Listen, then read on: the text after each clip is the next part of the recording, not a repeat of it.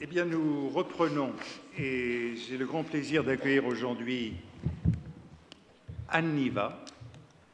Je crois que je l'avais invitée il y a quelques années déjà. J'avais voulu l'inviter, je ne sais plus à propos de quoi, dans quel séminaire. Peut-être que lorsque nous parlions déjà de la guerre. Ah oui, forcément, oui. Et ça devait être l'année où vous parlez de la guerre de 14. Oui, et j'ai invité son père, Georges Niva, que vous avez entendu qui a ici. dû formidablement me remplacer. Mais je ne sais plus si c'était pour vous remplacer, mais je sais que je l'ai invité. Et bon, évidemment, il nous a parlé de la littérature russe, de Tolstoï, et je crois que c'était lorsque je faisais cours sur les écrivains de la guerre de 14 qu'il était venu. Alors, bon, après quelques années, elle vient à son tour. Anne Niva, alors je pense que beaucoup d'entre vous connaissez ses ouvrages, hein, elle en a publié beaucoup. Ce qui m'intéressait en la faisant venir, c'est de donner la parole à un reporter de guerre. Nous avons déjà eu Florence Aubenas qui nous a parlé de son expérience. Anne Niva a publié un premier livre qui a été important et qui a été très remarqué, intitulé « Chienne de guerre, une femme reporter en Tchétchénie », publié en 2000, donc après... Il y a 17 ans. Comment ? Il y a 17 ans. Après une expérience dure, sur laquelle on pourra certainement revenir, et c'est un livre qui a reçu le prix Albert Londres, un prix important pour ce genre d'ouvrage. Elle est ce qu'on appelle journaliste indépendante, mais collabore à de nombreux journaux, notamment pour Le Point, mais aussi le New York Times et le Washington Post. Elle a surtout travaillé dans des zones de guerre. J'ai mentionné la Tchétchénie. Il faudrait parler de l'Irak, hein, le livre que j'ai lu pour préparer, c'est celui-ci, Bagdad, zone rouge. Comme je suis allé à Bagdad l'an dernier, je voulais voir comment Bagdad avait évolué en une dizaine d'années, entre le moment où elle y est allée et l'année dernière. Elle a travaillé beaucoup sur l'Asie centrale, hein, puisque c'est une spécialiste de toute l'ancienne Union soviétique. Parmi ses autres ouvrages, je voudrais citer Lendemain de guerre en Afghanistan et en Irak, hein, en 2004, Bagdad, zone rouge, 2008, que je citais. Et puis alors, cette année 2017, retour en France. Hein, dans quelle France on vit? Et on peut sans doute vous interroger aussi tout à l'heure sur la relation entre ces reportages de guerre et les reportages sur la France. Est-ce que la France est en guerre? Est-ce que c'est ce qui justifie ce retour en France? Et puis alors, elle vient de me donner dans les coulisses un livre qui n'est pas encore en librairie, intitulé « Un continent derrière Poutine », qui doit être... Point d'interrogation. Point d'interrogation, qui doit être publié en mars 2018. Qui sera dans toutes les librairies dès mercredi prochain. Jours, publié au Seuil, livre qui vient à un moment tout à fait opportun. Oui, c'est voulu. Des élections s'annoncent qui le rendent tout à fait actuel. Alors, beaucoup de choses donc, que nous pouvons aborder. Elle avait proposé pour titre de cette séance et de ses propos initiaux de la nécessité du reportage de guerre. Alors, je vous donne la parole. Vous parlez autant de temps que vous voulez. On a jusqu'à 7h moins le quart, en gros, 1 heure. Donc, vous parlez, puis ensuite on dialogue. D'accord, merci beaucoup. Bonsoir à toutes et à tous. Un parterre impressionnant. De la nécessité du reportage de guerre, oui, absolument. Pour moi, le reportage est nécessaire. C'est-à-dire à l'heure où aujourd'hui le journalisme est si décrié, et je comprends qu'il le soit, il faut continuer, pour ceux qui le font, pour ceux qui aiment le faire, et j'en fais partie, à aller sur le terrain. Parce que dans ces moments troubles où l'hystérie est partout, ce ne sont plus les faits qui comptent, mais plutôt les opinions, ce qui m'attriste. Je pense que pour continuer à s'entendre dans tous les sens du terme, il faut continuer à essayer d'observer la complexité du réel, même s'il n'est pas beau à voir ce réel. Le réel que je vois souvent, le réel que j'observe, le réel dans lequel je m'immerge, c'est celui de la guerre. La guerre, je suis tombée dedans, vous venez de le rappeler, pour mon premier livre, enfin à l'époque je ne savais même pas que j'allais écrire un livre, donc c'était Chienne de guerre, il est sorti en 2000, donc c'était au moment de la guerre en Tchétchénie, la seconde guerre russo-tchétchène en une décennie, donc en 1997, 98, 99, quand a recommencé la guerre en Tchétchénie, et que j'étais jeune reporter tout court, jeune journaliste qui débutait sa carrière, qui essayait en tout cas de la débuter à Moscou comme correspondante. Enfin, je n'étais correspondante de rien ni de personne, puisque les places étaient prises, les places sont toujours prises. Les grands journaux français avaient chacun leur correspondant sur place, donc je devais faire ma place. Et c'est finalement cette guerre en Tchétchénie qui m'a aidée à la faire, parce que personne ne voulait aller la couvrir, cette guerre. N'oubliez pas qu'on est avant le 11 septembre 2001, on est avant Internet, on est avant tout cela. J'ai moins de 30 ans et je suis donc arrivée dans un pays dont je parle la langue, la Russie, après des études à Sciences Po, ici, pas loin, des études qui m'ont conduite à écrire une thèse sur le rôle des médias en Russie. Et c'était déjà d'ailleurs un moment important pour moi, parce que je me posais la question, je me le suis toujours posée sur... Finalement, suis-je chercheur universitaire ou suis-je journaliste? Et mon travail de thèse était déjà un peu la preuve de ce questionnement, puisque pour écrire cette thèse qui était sur le rôle des médias pendant l'année Césure, qui est l'année pour moi 1991 en URSS Russie, puisque c'est la dernière de l'Union soviétique et la première de la Russie post-soviétique, il n'y avait pas d'archives.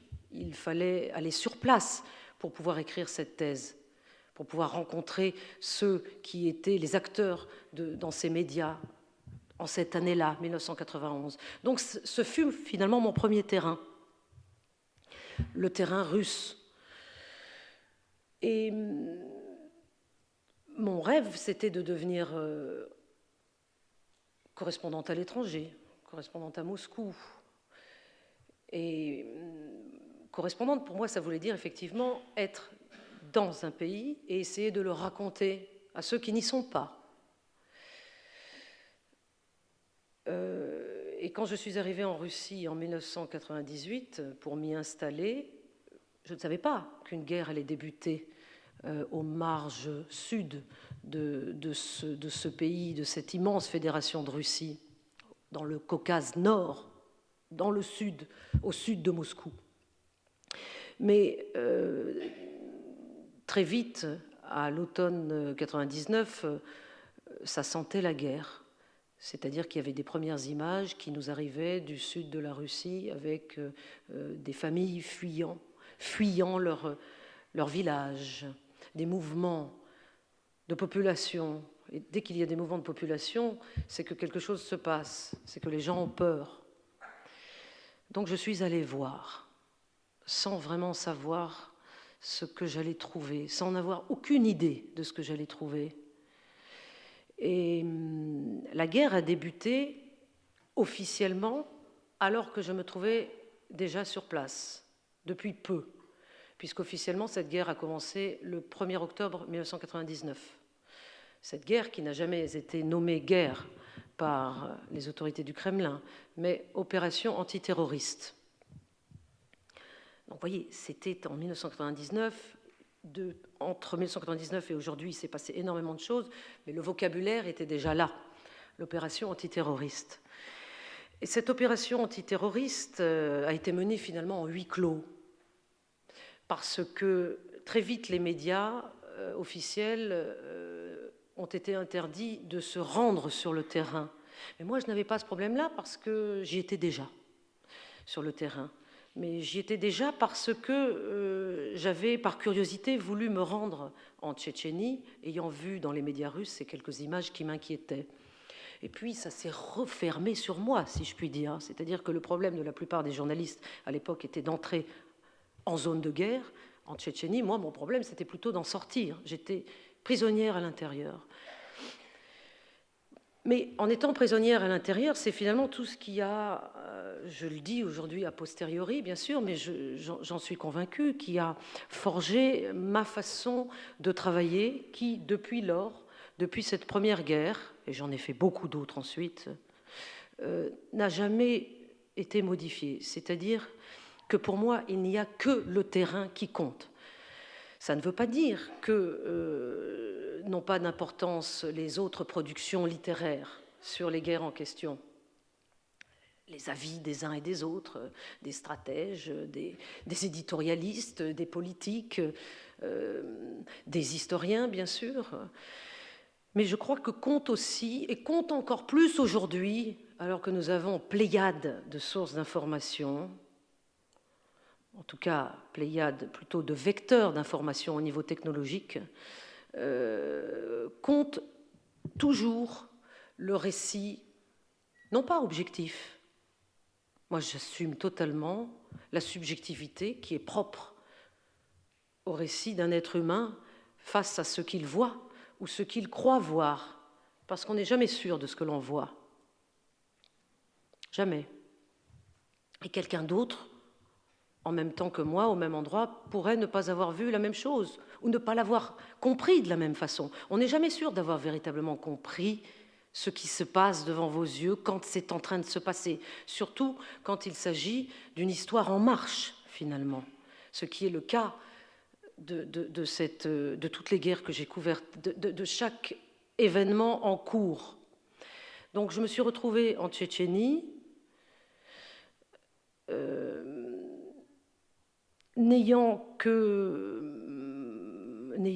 ayant à peine finalement des commandes de journaux de ci, de là, puisque je débutais, j'arrivais à peine à Moscou, parlant russe, sauf qu'en Tchétchénie on parle tchétchène, les Tchétchènes ne sont pas russes, c'est un peuple différent du peuple russe, mais les Tchétchènes parlent tous russe, donc je pouvais parler russe avec tous mes interlocuteurs tchétchènes. Et je suis témoin de l'entrée en guerre d'une armée régulière, l'armée fédérale russe, par ses tanks, par ces centaines de milliers de soldats qui sont arrivés sur place, par la voie terrestre, puis ensuite par les airs. Et j'ai pu observer l'impact sur la population civile tchétchène qui m'a accueilli, que j'ai utilisé, parmi laquelle j'ai vécu pour pouvoir raconter ce conflit. Et il ne m'a pas fallu longtemps pour comprendre que pour être au plus près de la population dont j'essayais de saisir le quotidien, il fallait que je m'adapte. Il fallait que je sois la plus discrète possible. Il fallait non pas que je me fasse remarquer, mais que je me fasse oublier. Parce que sinon, j'allais être prise pour cible, comme l'a été d'ailleurs ma collègue que vous avez eue ici, Florence Aubenas, puisqu'elle a été prise en otage.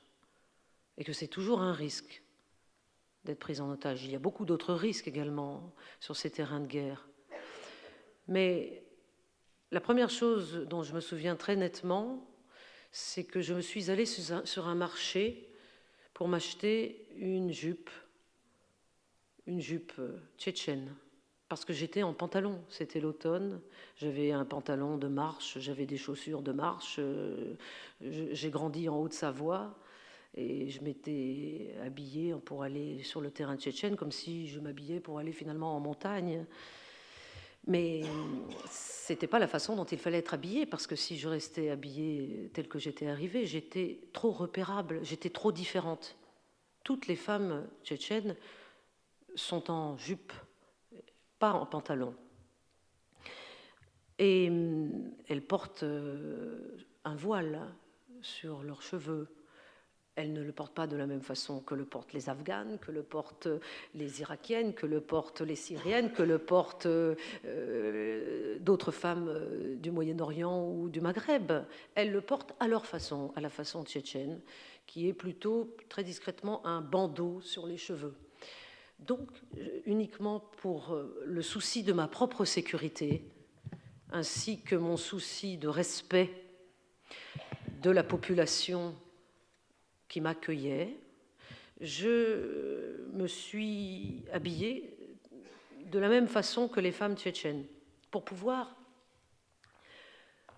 également conserver ma liberté de mouvement, parce que dans la guerre, c'est ça le plus important, évidemment. Si l'on est journaliste comme moi, si l'on essaye de saisir cette complexité, il faut pouvoir se mouvoir. Et ce n'est pas le plus facile, c'est même le plus difficile, parce que la guerre enferme. La guerre, c'est un huis clos. La guerre, c'est un épuisement également psychologique. C'est une spirale vers le bas. Et cette spirale vers le bas, j'y ai assisté dans cette première guerre, cette première expérience tchétchène, puis de nouveau, quand je me suis retrouvée, après le 11 septembre 2001, en Afghanistan, pour couvrir cette guerre afghane, puis en Irak, à partir de 2003, puis en Syrie. Parce que la guerre en Syrie, qui n'est pas terminée aujourd'hui, comme vous le savez, comme la guerre en Irak n'est absolument pas non plus terminée, sont toutes les deux issues du même noyau. Donc,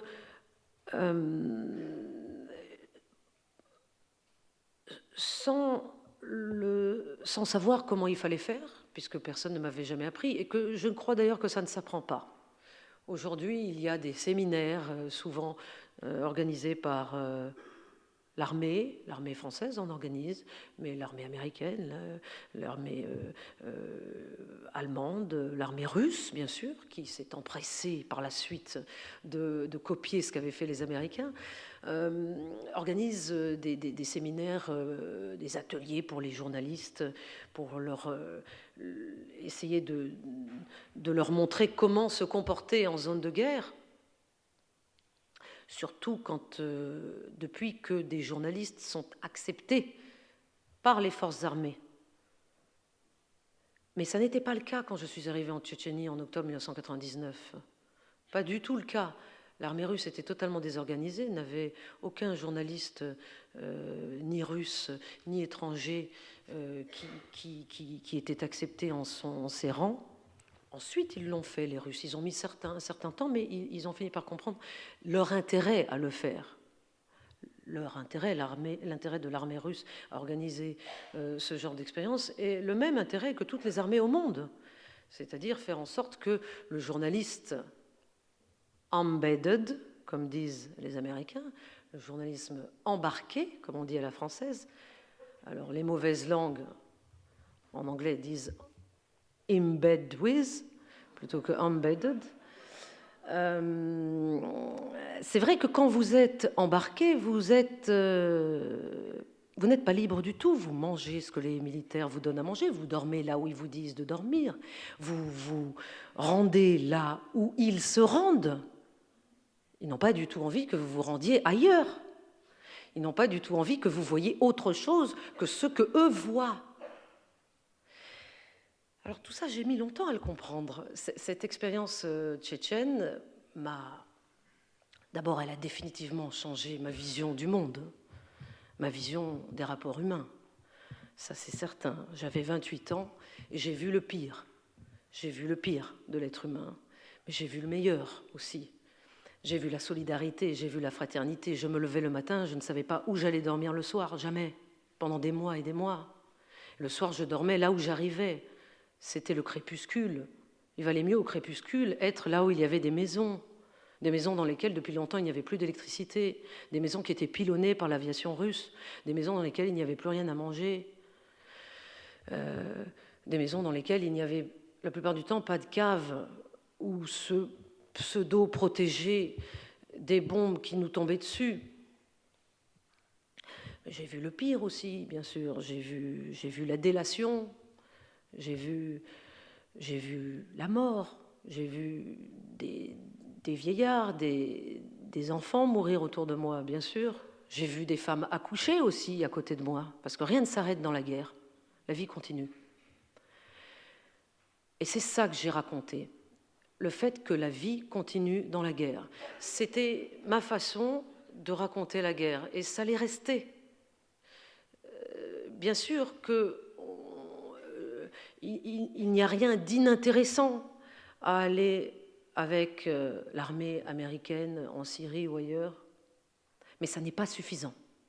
C'est-à-dire, ce qui est intéressant, si l'on peut, c'est d'essayer de tout montrer, toutes ces facettes de ces conflits de plus en plus difficiles à couvrir. Mais ça n'est pas parce qu'ils sont de plus en plus difficiles à couvrir et qu'on vous ressasse les oreilles en vous disant en nous disant à nous les journalistes, mais on le dit dans les médias, donc tout le monde l'entend, qu'il n'est pas raisonnable pour les journalistes d'aller en Syrie, qu'il n'est pas raisonnable d'aller en Irak, qu'il n'est pas raisonnable d'aller en Afghanistan. Vous savez, si on avait tout écouté, nous les journalistes, Florence Aubenas, moi et les autres, nous n'aurions rien fait. Et vous n'auriez rien su de ce qui s'y passait. Alors je ne dis pas qu'on sait tout, non, on ne sait pas tout, on ne voit pas tout, mais on a vu des choses. Et notre seul but, c'est de les raconter. Moi, mon seul plaisir, ma seule satisfaction, c'est de pouvoir partager ce que j'ai vécu. Parce que je sais déjà que ça ne sert pas à grand-chose que j'y aille. Mais alors, si j'y vais et que ça n'est pas pour partager ce que j'ai vu, c'est encore pire. Donc, je n'ai pas d'illusion sur le fait que les journalistes peuvent changer le cours d'une guerre ou ceci ou cela. Alors, parlons de la propagande, ça c'est autre chose. Il y a effectivement de la propagande dans toutes les guerres, mais ça n'est pas nouveau. Les guerres d'aujourd'hui n'ont rien inventé en ce sens. C'est simplement les vecteurs technologiques utilisés par la propagande qui sont différents. Mais la propagande a toujours existé, elle existe dans tous les camps. Tous les belligérants en présence l'utilisent. Mais le rôle de celui qui n'est pas un belligérant, mais qui est là pour raconter ce qu'il a vu, ce qu'il a entendu, ce qu'on lui a dit, les sources qu'il a pu vérifier, eh bien, ce rôle-là est aujourd'hui encore plus nécessaire que jamais. Mais simplement, il est difficile. Il est difficile parce qu'il faut effectivement aller sur place. Et aller sur place, c'est toute la difficulté que je viens de vous évoquer. Et c'est également subir des pressions de part et d'autre, incessantes. De plus en plus aujourd'hui, avec ces médias qui vont de plus en plus vite, ces médias sociaux, alors que la compréhension de ce qui se passe sur le terrain n'est pas immédiate. Je vais vous donner un exemple.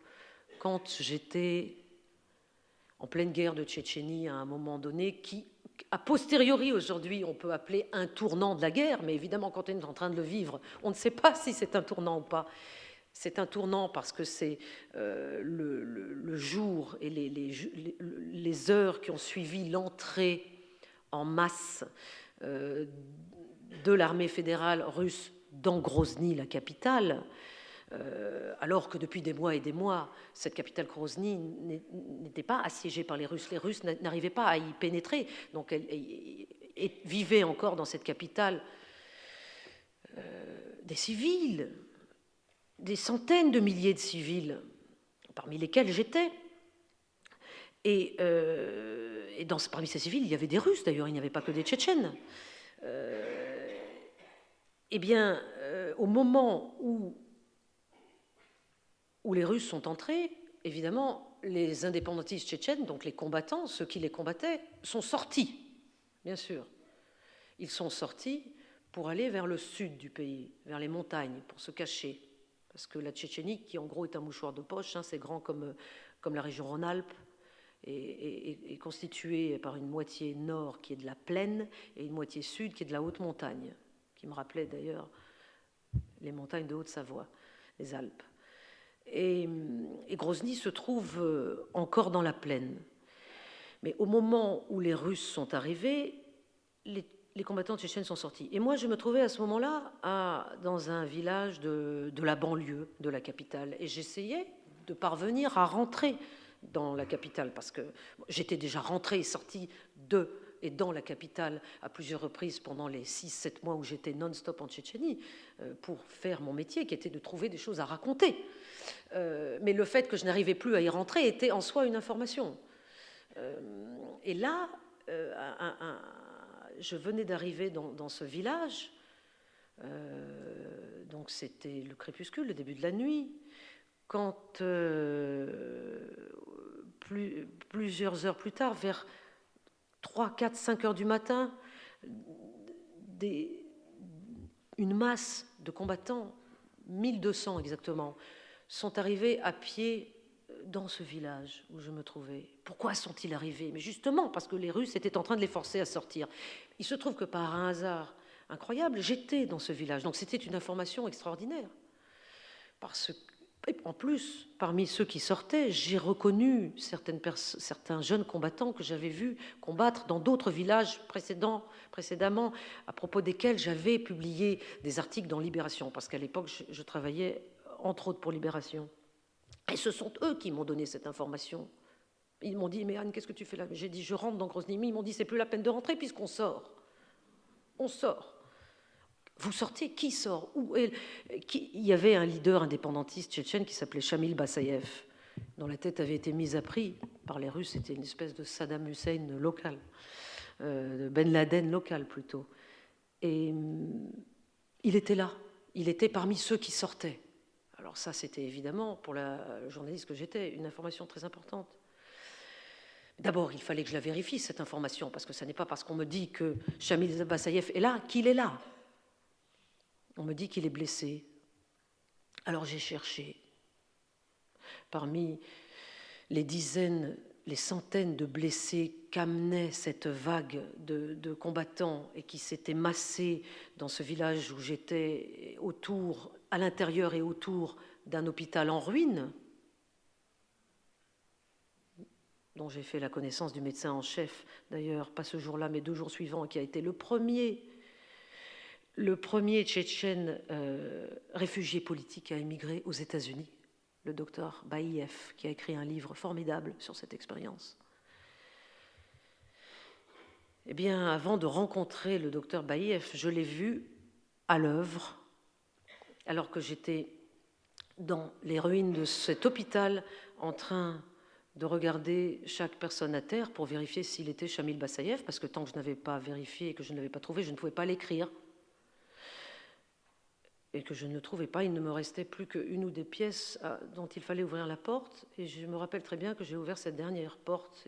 J'ai entrouvert la porte et ce que j'ai vu m'a suffi.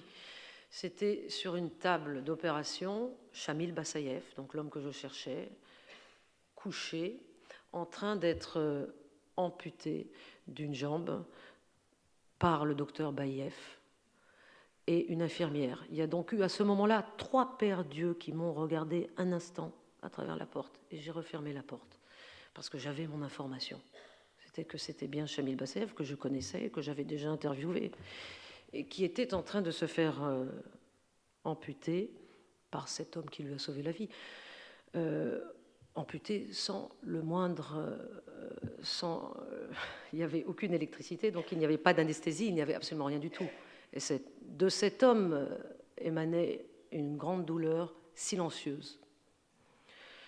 Et quelques heures après l'opération, bien sûr, les 1200 qui étaient arrivés sont repartis avec leur chef, Shamil Bassayev, sur un brancard vers le sud. Et est arrivée la 2e vague 24 heures plus tard, de combattants qui étaient également entre 1200 et 1500. Mais vous imaginez bien que quand j'étais en train de vivre tout cela, je n'avais pas du tout la clarté d'esprit qui est la mienne maintenant, a posteriori. Donc je ne pouvais pas dire que c'était le tournant de la guerre. Il faut donc bien choisir ses mots. C'est une responsabilité immense. C'est une responsabilité immense que j'ai ressentie à chaque moment sur le terrain. Là, je vous parle du terrain tchétchène, mais je pourrais vous donner des tas d'autres exemples en Irak, en Afghanistan.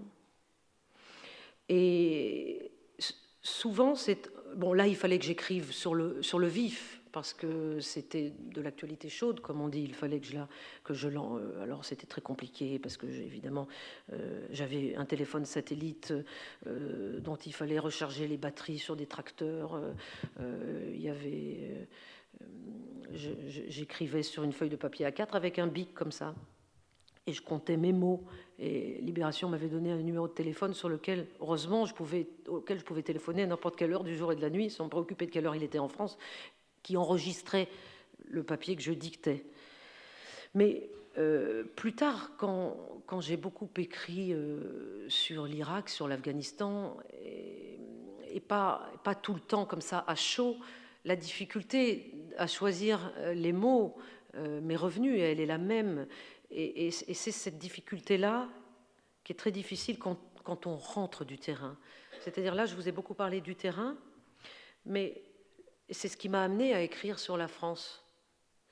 C'est qu'en fait, le plus dur, je crois, pour moi en tout cas, dans ce métier, c'est le retour du terrain et de trouver comment partager avec ceux qui n'ont pas été sur le terrain et qui sont très nombreux, et c'est bien sûr le but, partager ce que j'ai vécu sans prendre parti, de façon claire, pour que cela soit compréhensible et pour que chacun, par la suite, puisse se faire sa propre idée. Alors, mais évidemment que ensuite, quand j'ai vécu la guerre en Afghanistan, puis la guerre en Irak, ça, ce sont les années 2002, 2003, 2004, 2005, 2006, au plus fort de la guerre civile en Irak, quand il y avait 350 morts civils par jour, et que vous, ici en France, vous entendiez ça, et vous étiez lassés de l'entendre, et je le comprends, au journal télévisé du soir, qu'il y a encore 350 civils morts à Bagdad ou ailleurs. Mais ça rentre par une oreille, ça sort par l'autre. Bien sûr, les chiffres sont secs.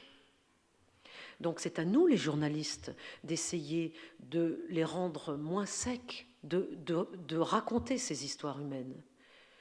Et pour les raconter, il faut aller les chercher. Donc il faut les vivre. Les vivre tout en n'étant pas un acteur. Les vivre tout en restant observateur extérieur. Moi, je ne suis ni russe, ni tchétchène, ni irakienne, ni afghane, ni syrienne. Je suis française. Et alors, c'est vrai que en Irak, la France n'était pas engagée. Les forces militaires françaises, souvenez-vous-en, n'étaient pas engagées.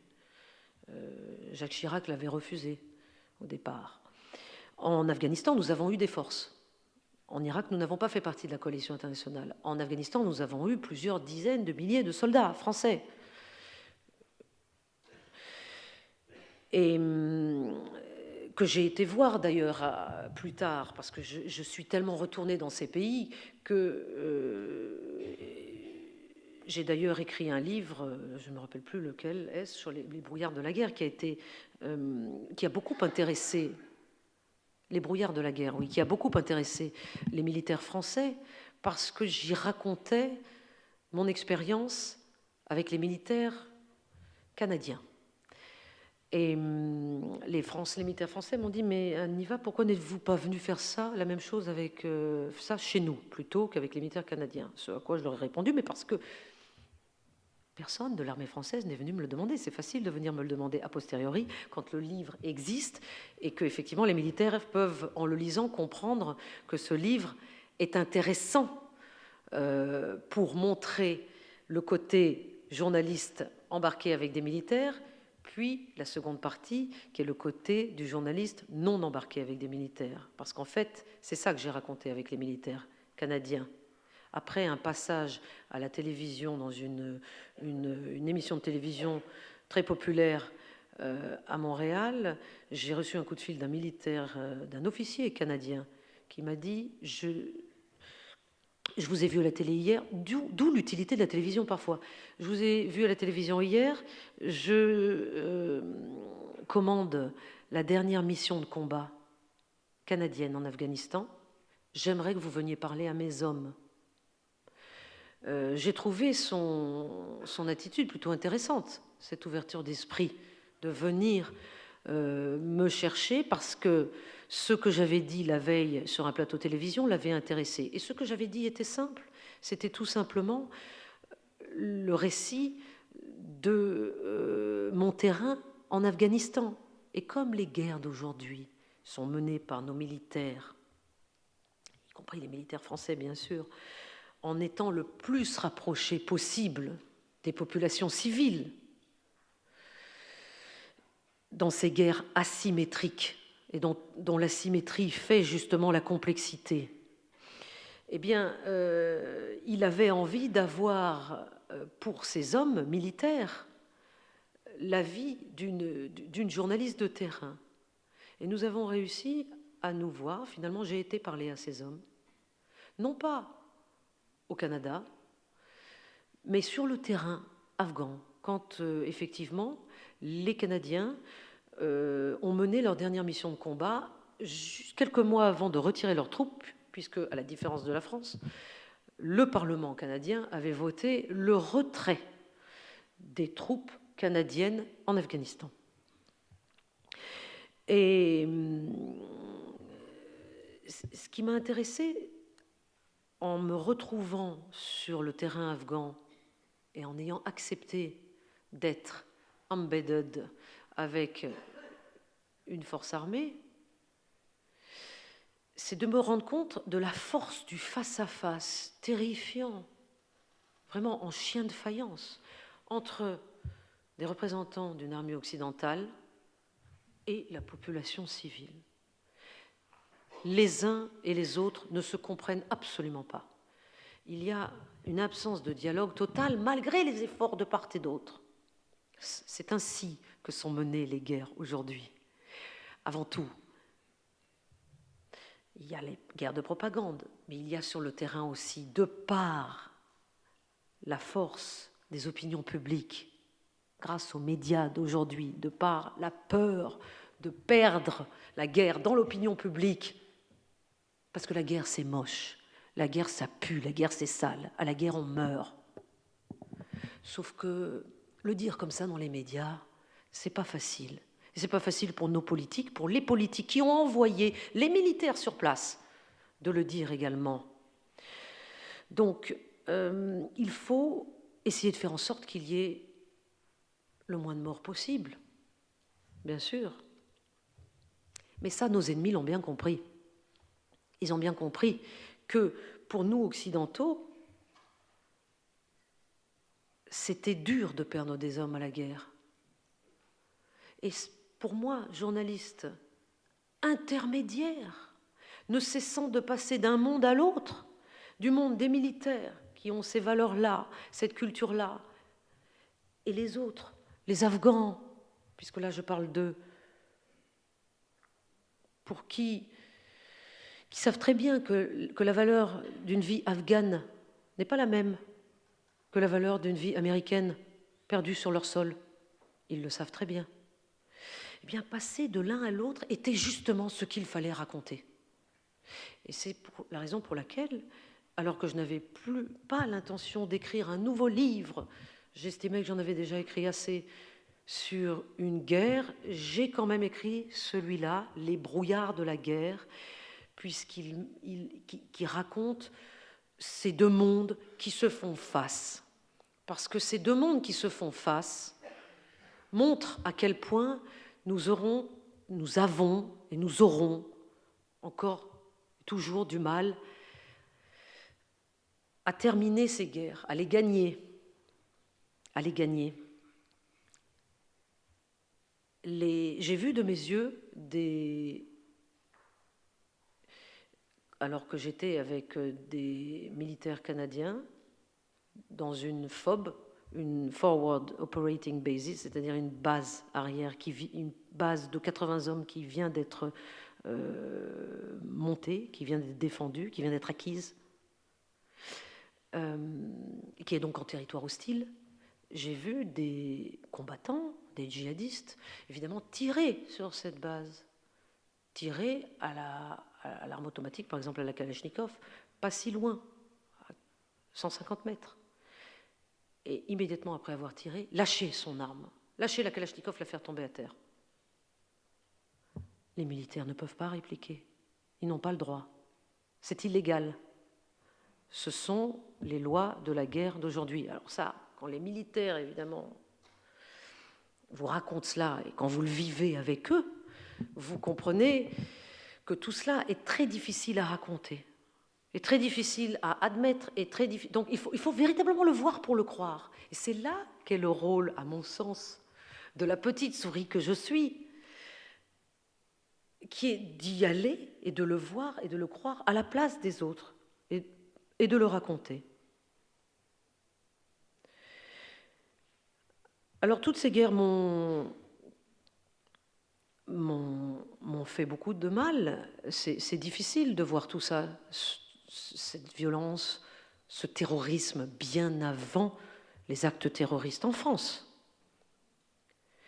Depuis 1999, depuis le début de la guerre en Tchétchénie, j'ai vu arriver en Tchétchénie des Français convertis à l'islam.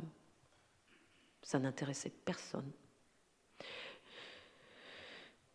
Quand certains de ces combattants français mouraient sur le terrain, et ils furent nombreux, quand je revenais en France et que mes livres sortaient, que je donnais des conférences dans des librairies à Toulouse, je me souviens notamment, j'avais une mère d'un de ces jeunes Français qui était venu me voir à la fin de la conférence pour me dire « Est-ce que vous pouvez m'aider à retrouver la deuxième et la troisième femme de mon mari ?»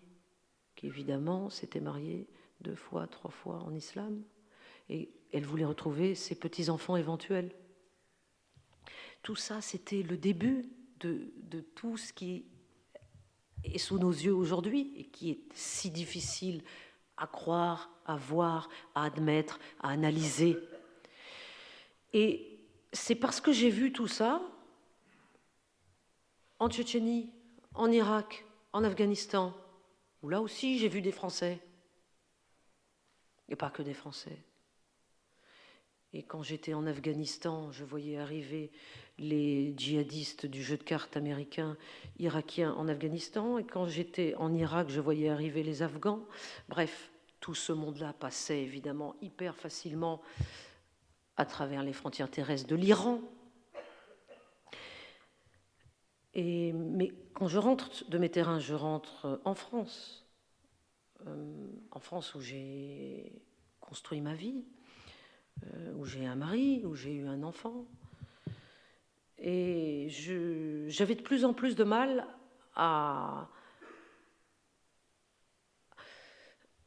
face au mur d'indifférence dont j'avais l'impression qu'il était permanent de l'opinion publique française, jusqu'au moment où nous avons eu ces attentats. Et c'est un peu avant les attentats que j'ai eu l'idée d'écrire un livre sur la France. Mais évidemment, les attentats m'ont conforté dans cette idée, c'était même devenu chez moi une obsession. Je me suis dit, je ne peux pas ne pas m'intéresser au terrain français, à la société française, de la même façon que je m'intéresse à ces autres sociétés qui font le quotidien de mes 15 dernières années. Mes sociétés en guerre, irakiennes, afghanes, tchétchènes, mes sociétés déchiquetées au sens propre comme au sens figuré. Mais quand je rentrais en France, je les sentais bien, les malaises en France, les non-dits en France. Je les sentais de façon très palpable. Je sentais aussi la difficulté à raconter les choses sans hystérie, sans sans idéologie, sans instrumentalisation politique. Donc j'ai fait ce que j'ai pu, ce que j'aime faire, c'est-à-dire j'ai été sur le terrain français. Et j'ai écrit ce livre, Dans quelle France on vit ? Dans quelle France on vit ? Ça n'est pas une interrogation, c'est plutôt une affirmation, c'est plutôt une expression. Ah, dans quelle France on vit ? Eh oui, bah c'est la nôtre, c'est la France, celle dans laquelle on vit. Et là aussi, de façon tout à fait subjective, mais avec la légitimité qui est la mienne, qui est celle du terrain, c'est-à-dire de me rendre sur place, d'y rester longtemps, d'écouter tout le monde et de retranscrire les propos des uns et des autres de manière intelligible, contextualisée bien sûr, pour qu'en me lisant, on puisse se rendre compte de certaines choses. J'ai choisi 6 villes de France, 6 villes moyennes par leur population. Je voulais des villes d'une population inférieure à 50 000 habitants. J'ai choisi Évreux, j'ai choisi Montluçon, j'ai choisi Laon, j'ai choisi Ajaccio, j'ai choisi... Alors Évreux, et à chaque ville, j'ai accolé un thème. À Évreux, j'ai traité du malaise des jeunes, des 15-25 ans. Mais tous les thèmes étaient interchangeables à toutes les villes. J'ai voulu traiter du chômage, de la problématique du travail, et je l'ai traité dans 2 villes.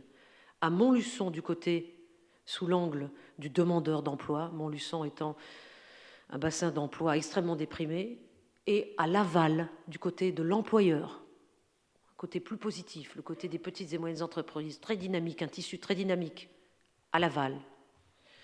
Ensuite, j'ai traité du sentiment de déclassement, à Laon, dans l'Aisne, du sentiment de déclassement. Parce que, qu'il y ait déclassement prouvé ou pas, il y a ce sentiment qui importe et qui pollue parfois les relations des uns et des autres, et dont, à mon sens, il faut se rendre compte. J'ai traité du sentiment d'insécurité à Lons-le-Saunier, une petite ville du Jura de 26 000 habitants, dans laquelle j'ai passé du temps, par exemple, avec des policiers de la BAC qui travaillent dur, comme tous les policiers de France, et qui voient beaucoup de choses. Et ce qu'ils voient m'intéresse, parce qu'ils sont au plus près. Un peu comme moi, sauf qu'on ne fait pas le même métier. De la même façon, je me suis intéressée à, je me rappelle, Sidonie, une psychologue de Pôle emploi, à Montluçon, parce qu'elle aussi, elle en voit beaucoup, mais beaucoup.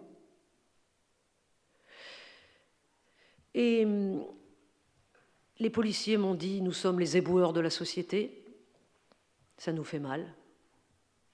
Plus personne ne veut voir ce qu'on voit. Mais Sidonie, à Pôle emploi, elle m'a dit la même chose. Elle m'a dit, nous, à Pôle emploi, on est le dernier rempart contre la révolte. Ça gronde. Personne ne veut entendre ce qu'on dit. J'ai fait une tournée avec un facteur à Laon. J'ai demandé l'autorisation à la Poste pour faire cette tournée. Ils me l'ont accordé. Ils ont choisi le facteur avec lequel j'ai fait la tournée. C'était un facteur formidable. Extraordinaire facteur, 17 ans de métier, qui aime sa tournée, qui connaît chaque personne à laquelle il donne le courrier et qui maintient le lien social, bien sûr.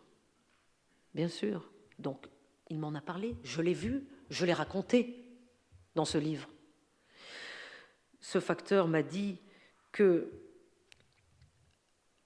à la Poste, il était question de modifier la dénomination des facteurs et de les appeler distributeurs tous objets. Autant vous dire que les facteurs ne sont pas contents. Je l'ai écrit dans ce livre sur la France. Les seuls problèmes que j'ai eu, critiques que j'ai eu de la part... par exemple, la police... il a fallu, ça n'a pas été simple d'obtenir l'autorisation du commissariat de Lons-le-Saunier pour qu'ils acceptent que je passe du temps avec eux, etc. Les seuls à être mécontents, c'est la direction de la Poste, qui m'ont littéralement harcelé à la sortie du livre, harcelé plutôt mon attaché de presse, parce qu'ils étaient très inquiets que je fasse beaucoup trop de médias et que j'étais trop présente dans les médias pour parler de la Poste. Et de mon magnifique facteur, Bertrand, qui lui était ravi évidemment que je parle de lui et tous les autres facteurs, parce que je ne faisais que répéter, partager avec ceux qui ne le savent pas, quel est son état d'esprit. Et puis j'ai la ville, ma dernière ville, mon dernier chapitre, c'est Ajaccio, dans ce livre sur la France, qui est mon exception, parce qu'Ajaccio c'est plus que 50 000 habitants, mais je voulais une ville de Corse, parce que j'aime la complexité. Et que dans ce chapitre, j'ai parlé du sentiment d'être français, de l'identité.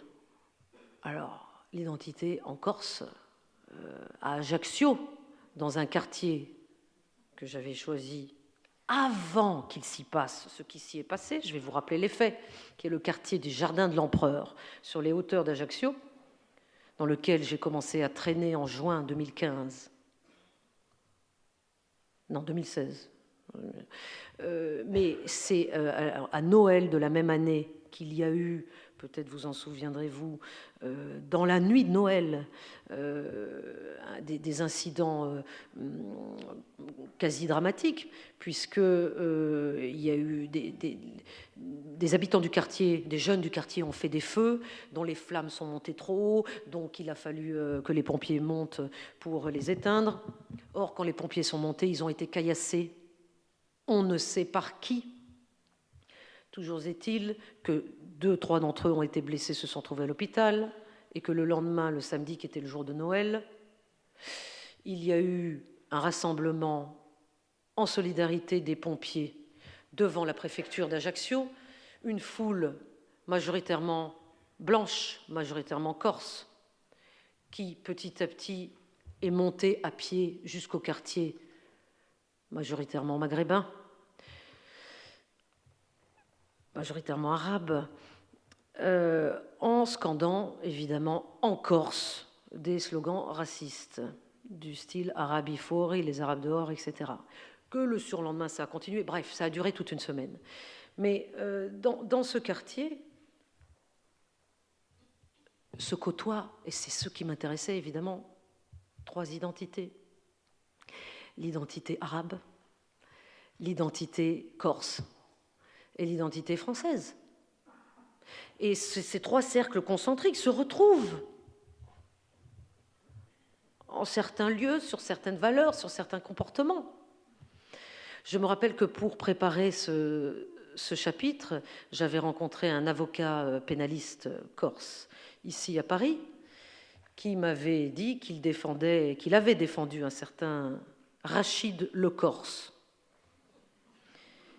qui s'était intégré dans l'île de Beauté, évidemment dans la pègre locale, mais parce qu'il parlait corse. Rachid Le Corse, d'où son pseudo. Il était merveilleusement intégré. Donc, voilà, j'ai donc finalement... j'ai pris beaucoup de plaisir à faire ce livre en France. Là, je viens de terminer ce livre sur la Russie, donc c'est encore autre chose, parce que la Russie et moi, c'est une relation de plus de 20 ans. Et il y a tellement de stéréotypes sur la Russie qu'il me plaît de déconstruire. Mais ce livre sur la France, qui est sorti il y a exactement 1 an, pour moi, n'est pas fini. Parce que ce terrain français, je continue à aller beaucoup dans des villes de France. D'abord, les villes à propos desquelles j'ai écrit, et qui, bien sûr, sont les premières dans lesquelles j'ai été présenter le livre, et dans lesquelles il y a eu, à ma grande joie, des discussions entre habitants, par exemple à Évreux, entre hébroïciens. je me suis tue et je les ai laissés parler. Et c'était formidable. Et ils m'ont dit, il faut que ça soit quelqu'un de l'extérieur qui vienne, comme vous, pour que nous puissions discuter, pour que nous sachions que nous avons un imam ici, à Évreux, qui a 28 ans, qui est diplômé de l'université Al-Azhar du Caire, mais qui est ultra républicain, ultra intelligent, vers lesquels vont les jeunes de tel quartier, etc. Les Hébroïciens ne le savaient pas. C'est à Évreux que j'ai fait une tournée avec une maraude, comme il y en a tant, organisée dans tant de villes de France, bénévolement, parce que nous avons un tissu associatif extraordinaire en France. Pendant toute une nuit, cette nuit-là, il se trouve que c'était essentiellement des réfugiés de Sierra Leone pour lesquels il s'agissait de trouver des réfugiés, des foyers pour qu'ils y dorment la nuit, et que pendant cette maraude, j'étais avec une sœur Yannick, qui habite à Évreux, et qui m'a dit, je me souviens très bien, alors que nous étions assises derrière dans la petite voiture, dans le petit berlingot qui était au volant duquel était ce bénévole, elle m'a dit, mais j'ai honte. J'aimerais que mon évêque voie ça. J'aimerais l'emmener comme je t'emmène toi, voir la rue, voir là où les réfugiés trouvent un toit. Parce que le seul toit qu'ils avaient trouvé ce soir-là à Évreux, c'était, figurez-vous, un hangar d'une église adventiste dont quelqu'un leur avait donné la clé. Voilà. Je m'arrête là, absolument, parce que j'ai trop parlé. Vous me laissez quelques minutes pour poser des questions, tout de même. Oui, avec plaisir. Oui, on va vous applaudir d'abord. Merci. Merci. J'ai eu l'impression d'abord que vous êtes tombé dans la guerre. Oui, c'était pas voulu. C'était pas voulu. Et que, effectivement, en étant tombé dans la guerre, eh bien, vous n'avez pas pu la quitter, ou elle ne vous a pas quitté, ou ce qui me pose une question de quelle est la passion qui est mise dans cet objet, puisque vous êtes allé depuis de guerre en guerre. Le livre sur la France, mettons-le à part, parce que bien sûr, n'abusons pas de cette image. Non, la France n'est pas en guerre. La France a été attaquée, mais elle n'est pas en guerre, à mon sens. Mais j'aimerais vous demander, oui, quelle est cette... qu'est-ce qui est l'objet de cette passion ? Mais je crois que c'est cette volonté, dont je ne suis pas départie, effectivement, de raconter ce que j'ai vu, ce que j'ai vécu. Parce que je vois bien que ça n'est pas la majorité de la pratique journalistique. Mais en même temps, je ne suis pas la seule. Nous sommes une minorité, mais nous existons depuis longtemps, la minorité des reporters de terrain. Et puis moi, mes modèles sont plutôt des modèles anglo-saxons de terrain. Et vraiment, je suis une puriste du terrain. C'est-à-dire que j'ai un avis sur toutes les guerres que j'ai couvertes. Là, avant de venir vous voir, je sortais d'un plateau de télévision sur Le Monde en face avec Marina Carrère-Dancos, qui est une émission qui sera sur France 5 la semaine prochaine, suite à un documentaire sur la Russie. J'ai un avis sur la Russie, bien sûr, j'ai un avis sur la politique de Poutine, j'ai un avis sur ce qui se passe en Syrie. Mais ce qui m'importe, ça n'est pas d'imposer mon avis, c'est de montrer comment les gens vivent, comment ils vivent ces bouleversements. Et je ne suis pas romancière, Antoine Compagnon. Donc, j'ai malheureusement, je suis obligée de continuer à aller voir. Sinon, je ne peux rien écrire. Je suis condamnée à aller sur le terrain. J'étais sensible aussi au fait qu'à différentes reprises dans votre propos, vous évoquiez cette difficulté à comprendre. Je me demandais du coup si c'était ça, cette sorte de passion. Parce que, bon, la guerre, c'est partout, la guerre, on n'y comprend rien. Et, Bien sûr qu'on n'y comprend rien. et donc, On est saisi et on n'y comprend rien. Et donc il faut en parler, mais justement, je sentais dans ce que vous disiez cette volonté de mettre à l'écart toute construction. Oui. Pour essayer de parler de ce dont et tout affecte. on rien. C'est-à-dire que la tendance est toujours très, très, très facile à la simplification, au blanc et noir, à qui a tort, qui a raison, au jugement. Non, ça je ne m'y suis... Alors on me dit toujours comment vous pouvez rester objective, mais je ne suis pas objective, mais je ne prends pas parti. Je raconte, mais je ne raconte pas ce que je n'ai pas vu. Anna Politkovskaya, par exemple, cette femme russe, ma collègue, qui a été assassinée lâchement à l'automne 2006, que je connaissais très bien, elle a raconté des choses sur la guerre en Tchétchénie que je n'ai pas racontées, parce que je ne les ai pas vues. Je ne dis pas que ces choses n'existaient pas. Elle les a racontées, c'est qu'elle les a vues, mais pas moi. Donc, nous ne sommes que des êtres humains. Et nous rencontrons sur nos terrains respectifs, Anna Politkovskaya, Florence Aubenas, moi et d'autres, que ce que nous voyons. Mais nous ne voyons aussi, il y a beaucoup de choses que nous ne voyons pas. Nous ne voyons pas tout. Mais ce que nous voyons, parfois, suffit, je trouve, à être partagé et à aider d'autres personnes à faire leur propre opinion. Moi, je vais dans tous ces pays à la place des autres. Moi, personne ne me force à aller demain à Bagdad, à Kandahar ou ailleurs. J'y vais avec plaisir. Mais j'y vais parce que je sais que un certain nombre de personnes, quand même, tout le monde dit les gens ne lisent plus, les gens ne s'intéressent pas à l'étranger. Non. Enfin, oui et non. C'est-à-dire que si on leur raconte bien une histoire, les gens s'intéressent à cette histoire. Encore faut-il trouver les moyens d'intéresser. Mais ça, c'est aux journalistes eux-mêmes de trouver ce moyen. Et j'ai l'impression aussi que vous avez toujours choisi vous-même les terrains. Ah oui, ça j'ai toujours choisi moi-même. C'est ça le fait d'être journaliste indépendante. Pour rien au monde aujourd'hui, je n'échangerai ma place contre une place dans une rédaction où je ne pourrais pas choisir. Non, mais ça c'est très peu, disons, français. C'est plutôt vraiment, là je suis dans le moule plutôt du freelancing américain. Mais de plus en plus de jeunes journalistes vont vers cela. D'abord parce qu'il y a une crise, vous le savez tous, des médias, et donc les médias ont beaucoup moins de possibilités d'engager quelqu'un, de lui offrir un CDI, d'offrir aux journalistes de partir sur le terrain, etc.